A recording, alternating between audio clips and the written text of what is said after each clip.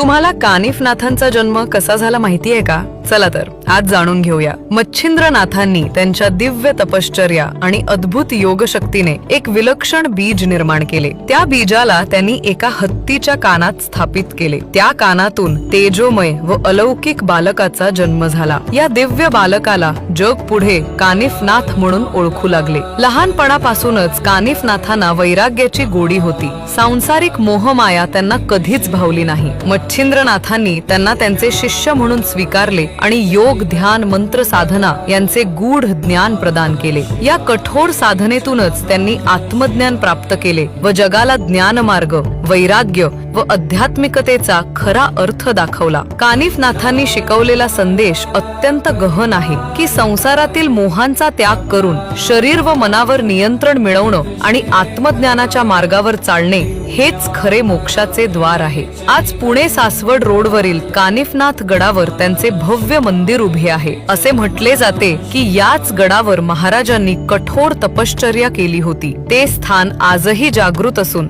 भाविकांना येथे त्यांच्या उपस्थितीची अनुभूती मिळते। कानिफनाथ महाराजांची समाधी नगर जिल्ह्यातील मढी या गावात आहे। प्रत्येक वर्षी लाखो भक्त तेथे जाऊन महाराजांच्या चरणी माथा टेकतात आणि त्यांच्या कृपेने जीवनात शांती व सामर्थ्य अनुभवतात।